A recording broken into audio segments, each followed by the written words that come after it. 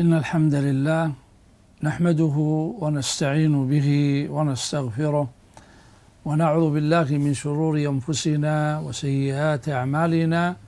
من يهده الله فلا مضل له ومن يضلل فلا هادي له، وأشهد أن لا إله إلا الله وحده لا شريك له، وأشهد أن محمدا عبده ورسوله صلوات الله وسلامه عليه وعلى آله وصحبه ومن اهتدى بهديه واستنى بسنته إلى يوم الدين. أما بعد، أيها الإخوة، السلام عليكم ورحمة الله، ومرحبا بكم في هذا الدرس الذي نبتدئه اليوم في شرح شعب الإيمان. وشعب الإيمان ما جاء ذكرها في الكتاب والسنة، وما جاء النص عليها في حديث البخاري ومسلم من قوله صلى الله عليه وسلم في حديث أبي هريرة: الإيمان 67 شعبة، أعلاها قول لا إله إلا الله، وأدناها إماطة الأذى عن الطريق، والحياء شعبة من الإيمان. وقد روى هذا الحديث الإمام مسلم في رواية عنده: الإيمان 70، ولكن الرواية الأقوى سندا هي الرواية المتفق عليها: الإيمان 67 شعبة. ومعنى شعبة أي خصلة وصفة. فهذا الحديث ينص فيه النبي صلى الله عليه وسلم على أن الإيمان 67 خصلة وشعبة. وقد تتبع العلماء قديما وحديثا شعب الإيمان من القرآن والسنة، كالإمام ابن حبان رحمه الله في كتابه الصحيح، صحيح ابن حبان، فإنه قسمه على شعب الإيمان. ومنهم الحافظ أبو بكر البيهقي، أحمد بن الحسين البيهقي، في كتابه الواسع الجامع شعب الإيمان المطبوع فيما يقرب من 10 مجلدات. وقد اختصر هذا الكتاب الحافظ القزويني، عمر القزويني أبو المعالي، اختصر هذا الكتاب في كتاب مختصر يورد شعب الإيمان، ويستدل على كل شعبة بآية أو أكثر من كتاب الله وحديث واحد من أحاديث الرسول صلى الله عليه وسلم، ويتكلم عليها ويورد عليها أقوال أهل العلم وبعض الأشعار ونحوها. وأحببنا أن نبتدئ بشرح هذه الشعب، وكنا قد شرحناها قديما قبل أكثر من 20 سنة لبعض الشباب خارج البلاد عبر الهاتف، وأحببنا أن نبتدئ بشرح هذه الشعب.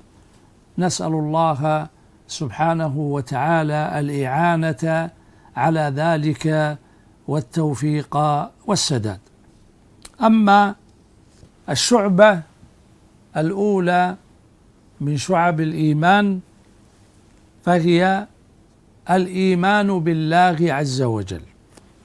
قال تعالى: آمن الرسول بما أنزل إليه من ربه والمؤمنون كل آمن بالله. وقال تعالى: يا أيها الذين آمنوا آمنوا بالله. وذكر فيه حديث أبي هريرة رضي الله عنه المتفق عليه في الصحيحين، وهو قوله عليه الصلاة والسلام: أمرت أن أقاتل الناس حتى يقولوا لا إله إلا الله، فمن قال لا إله إلا الله فقد عصم مني نفسه وماله إلا بحقه وحسابه على الله تعالى. وذكر حديث عثمان رضي الله عنه عن النبي صلى الله عليه وسلم أنه قال: من مات وهو يعلم أن لا إله إلا الله دخل الجنة. من مات وهو يعلم أنه لا إله إلا الله دخل الجنة، رواه مسلم. فأول شعب الإيمان وعليه تنبني جميع شعب الإيمان، يعني هو الأساس، الإيمان بالله.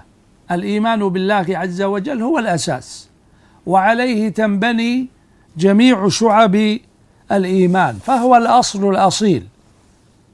والقرآن كله حديث عن الله تبارك وتعالى والإيمان به وبأسمائه الحسنى وصفاته العلى، والإيمان بما أمر الله عز وجل وما نهى عنه، وحال ومآل الذين آمنوا بالله والذين كفروا بالله. فلهذا كأن القرآن كله حديث عن الإيمان بالله تبارك وتعالى.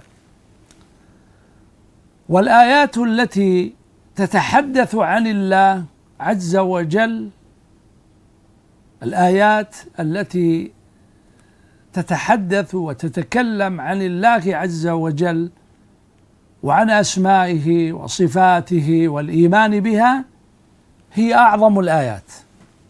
والسور التي تتحدث عن الله هي أعظم السور. فمثلا آية الكرسي هي أعظم آية في كتاب الله، وهي تتحدث عن الله تبارك وتعالى وأسمائه الحسنى وصفاته العلى. ففي هذه السورة 5 أسماء من أسماء الله الحسنى: الله، لا إله إلا هو، الحي القيوم، أي 3 أسماء. وختمت وهو العلي العظيم، ففيها 5 أسماء من أسماء الله الحسنى. وفيها على التفصيل ما يزيد على 20 صفة. لو فصلنا هذه الآية وهذه الأسماء الحسنى والصفات التي تضمنتها، لا تحصل لدينا أكثر من 20 صفة إلهية لله تبارك وتعالى. فاستحقت هذه الآية أن تكون أعظم آية في كتاب الله. وسورة الإخلاص تعدل ثلث القرآن، وليس فيها شيء من ذكر الجنة والنار ولا الحلال ولا الحرام، وإنما أخلصت للحديث عن الله، أخلصت للكلام عن الله، ولذلك سميت سورة الإخلاص. قل هو الله أحد الله الصمد لم يلد ولم يولد ولم يكن له كفوا أحد. فاتحة الكتاب هي أعظم سورة في القرآن، وقد احتوت هذه السورة على أسماء لله عز وجل: الرحمن الرحيم، والمالك والملك. وأيضا هذه السورة فيها الكلام عن أهل الاستقامة وأهل الانحراف عن الصراط المستقيم، وماذا حال هؤلاء وماذا حال هؤلاء وحال هؤلاء. فهذه السور وهذه الآيات هي أعظم سور القرآن وأفضلها، وهي تتحدث عن الله تبارك وتعالى وأسمائه وصفاته. وأما القسم الثالث من القرآن فهو حديث عما يحبه الله تعالى ويرضاه من الأوامر والمستحبات، وما لا يحبه الله تعالى ولا يرضاه من الزواجر والمحرمات. والقسم الأخير من القرآن هو الحديث عن مآل أهل الطاعة والإيمان، ماذا يكون حالهم ومآلهم ومصيرهم، وما هو حال ومآل أهل العصيان في الدنيا والآخرة. يمكن القول أن الإيمان بالله الذي هو الشعبة الأولى من شعب الإيمان، وهي كما قلنا الأساس والأصل الذي تقوم عليه جميع الشعب، الإيمان بالله عز وجل يتضمن 4 أمور. الأمر الأول الإيمان بوجود الله، الأمر الثاني الإيمان بربوبية الله، الأمر الثالث الإيمان بألوهية الله، الرابع الإيمان بأسمائه الحسنى وصفاته العلى. أما الإيمان بوجود الله عز وجل فقد دلت عليه الفطرة السليمة والعقول المستقيمة وشواهد الخلق وآياتها. فأما الفطرة فإن كل عبد، كل إنسان مفطور على الإيمان بالله عز وجل، إلا إذا تدخلت في صرف هذه الفطرة ويعني انحرافها شياطين الإنس والجن، وإلا فالإنسان إذا ترك وفطرته فإنه يأتي بالإيمان بالله تبارك وتعالى كما قال الله عز وجل: فأقم وجهك للدين حنيفا فطرة الله التي فطر الناس عليها لا تبديل لخلق الله ذلك الدين القيم ولكن أكثر الناس لا يعلمون. الإنسان مفطور على الإيمان بالله سبحانه وتعالى، الإنسان مفطور على الإيمان بوجود الله سبحانه وتعالى، هذه فطرة الله. الإنسان يخرج من بطن أمه موحدا، كل مولود يولد على الفطرة، فأبواه يهودانه أو ينصرانه أو يعني يمجسانه. لو ترك الإنسان وفطرته اتجه إلى خالقه سبحانه وتعالى.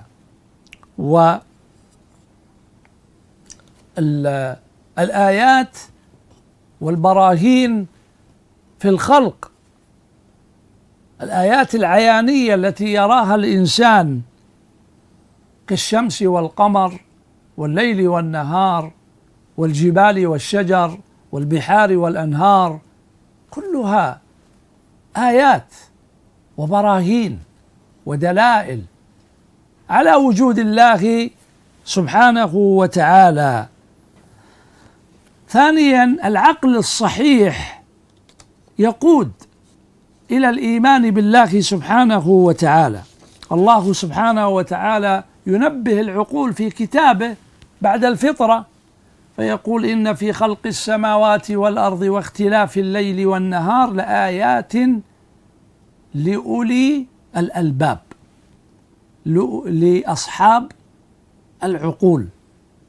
فخلق السماوات وخلق الأرض وتعاقب الليل والنهار واختلافهما طولا وقصرا، تارة يطول الليل وتارة يطول النهار، هذه دلائل وبراهين عظيمة على وحدانية الله عز وجل لأصحاب العقول السليمة.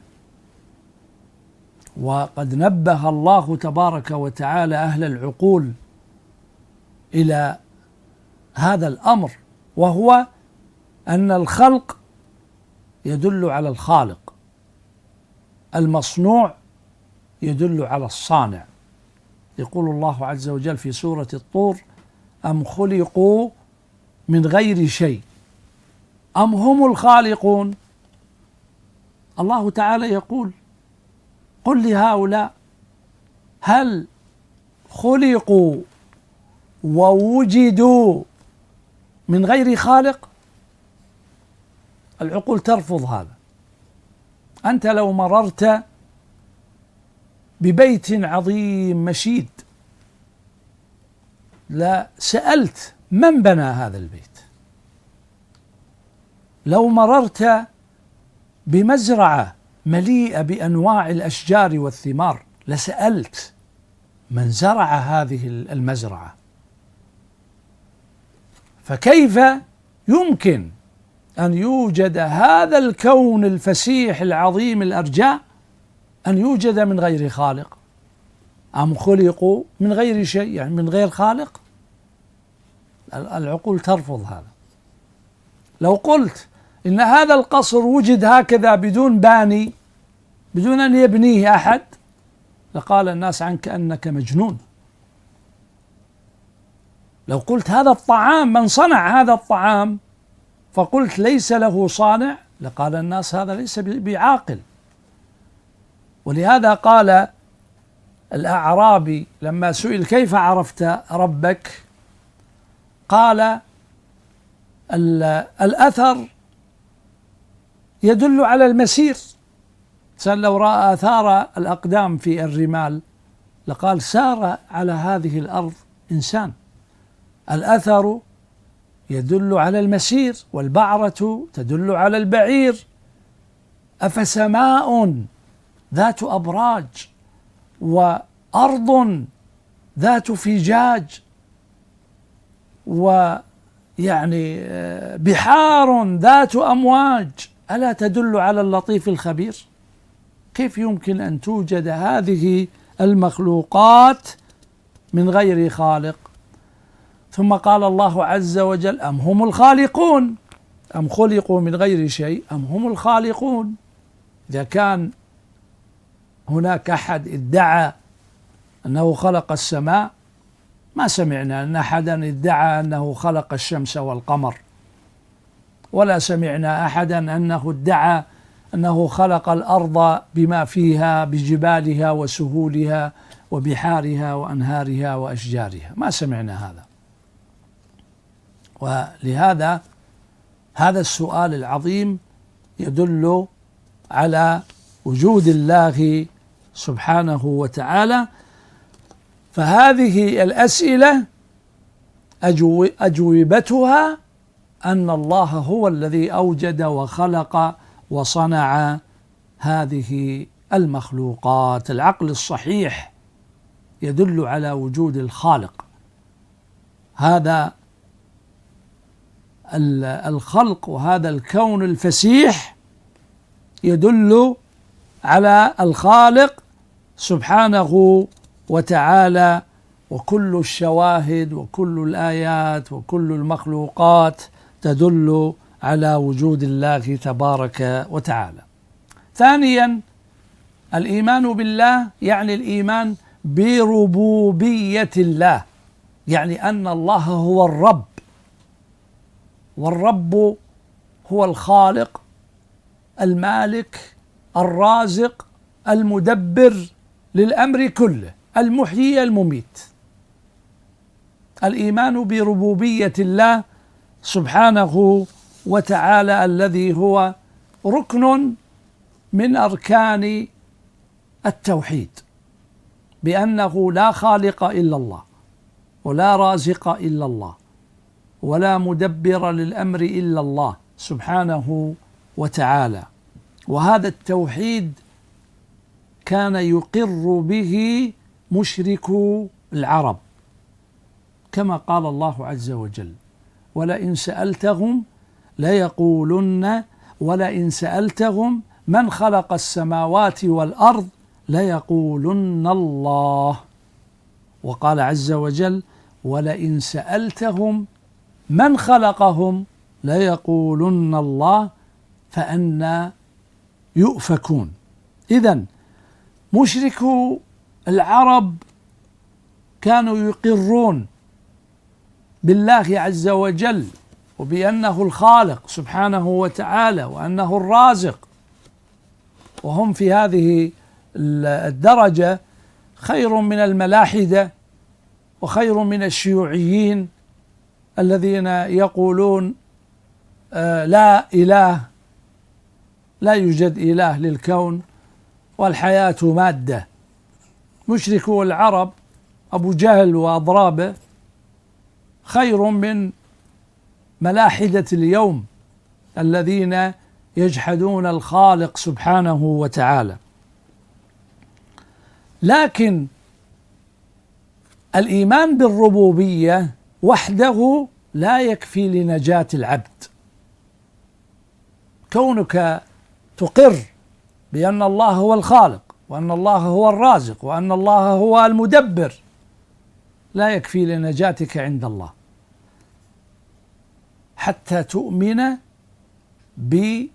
بألوهية الله الحقة.